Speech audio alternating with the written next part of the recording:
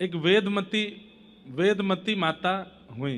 वेदमती एक राजा की कन्या थी, और आपने बहुत ध्यान से सुनिएगा, इस कथा के बाद फिर हम कथा को विश्राम देंगे, फिर आचार्य चरणों के कुछ भाव सुनेंगे। सब लोग सावधानी से सुनो, बैठो, और आरती से पहले जो जाएगा उसको बगल वाले की सौगंध है। सुनिए।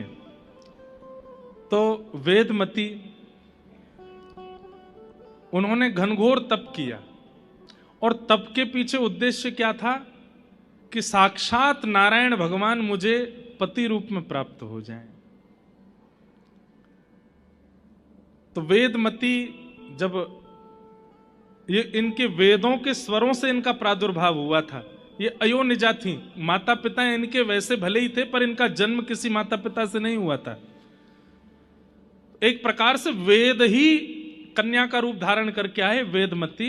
तो उन्होंने तप किया, और तप करके ठाकुर जी के प्रति उद्देश्य रखा कि ठाकुर जी मुझको पति रूप में प्राप्त हों।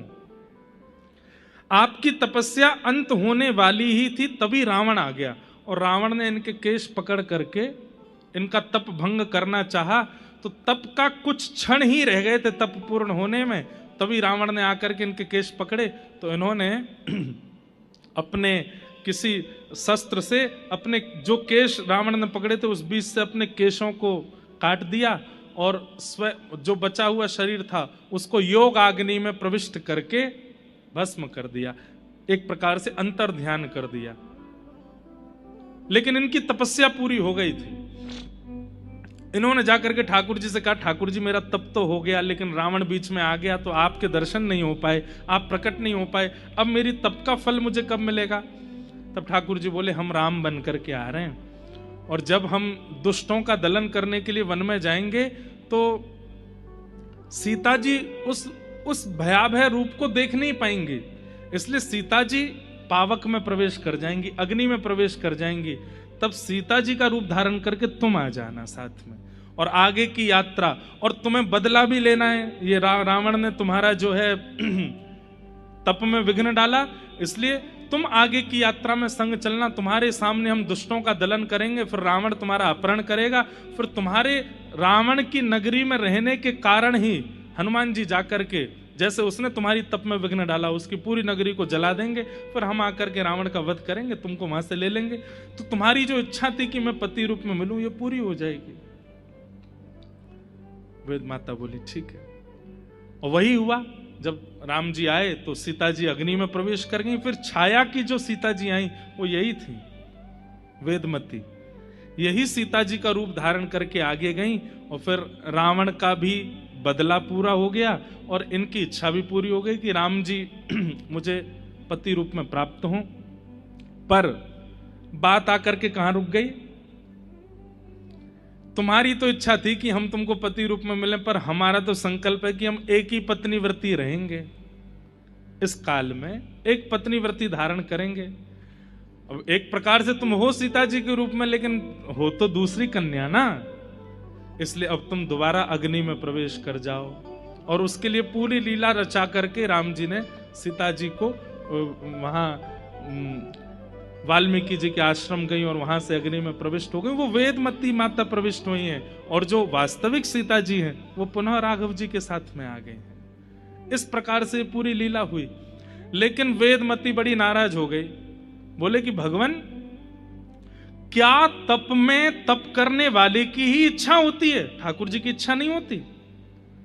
मैंने तो आज तक नहीं सुना। आप ध्रुव को दर्शन देने के लिए उसकी इच्छा से गए थे कि अपनी इच्छा से गए थे?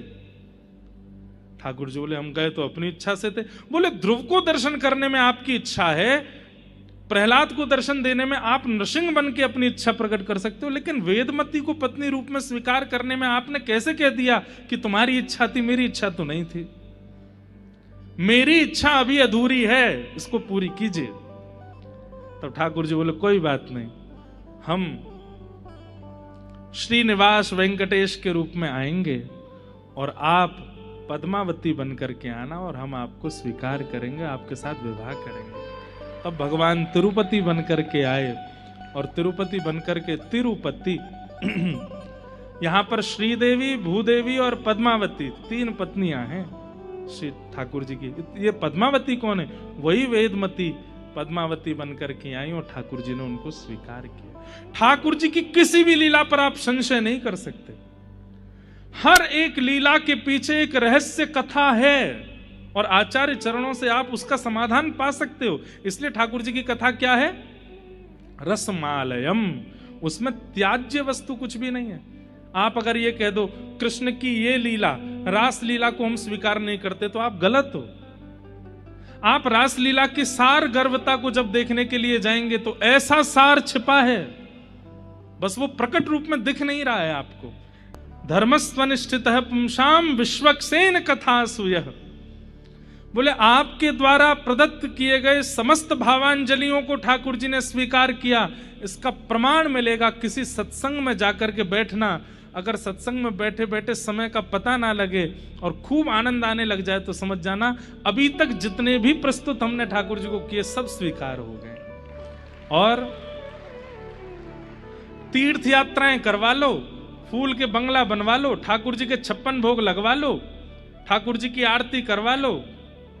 कथा सुनने की मत कहो हमसे, वो नहीं सुना जाता हमसे। बाकी भैया हमसे चाहे तुम गिरिराज जी की परिक्रमा लगवाओ, वृंदावन की परिक्रमा लगवा दो, तिरुमला ले चलो, तिरुपति दर्शन करवा देंगे, 56 भोग लगवा देंगे, फूल बंगला बनवा देंगे। मतलब ठाकुर जी की वैसी सेवा हमसे चाहे जितनी करा लो, पर कथा, मुझे तो कथा में बैठती नींद आती है, मैं नहीं बैठ सकता कथा में। तो इसका मतलब क्या है? आप जितना भी कुछ करते हो वो केवल श्रम है, ठाकुर जी उससे प्रसन्न नहीं है। और ये बात हम नहीं कह रहे हैं, स्वयं सूत जी कह रहे हैं, नोत्पादये दधिरतिम श्रम एव ही केवलम। केवल कथा नहीं, कहीं भी कोई महापुरुष सद्विचार प्रकट कर रहे हैं, सद्भावना सुना रहे हैं, एक सद्मार्ग दिखाने का प्रयास कर रहे हैं, और आप वहां बैठे बैठे आलस दिखा रहे हो, वहां बैठे बैठे आंख मीट रहे हो, देख रहे हो कब चलें अब यहां से।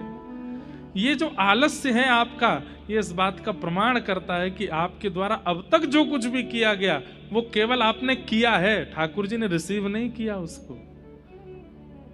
ठाकुर जी स्वीकार कर रहे हैं। उनकी स्वीकार्यता का सबसे बड़ा प्रमाण क्या है?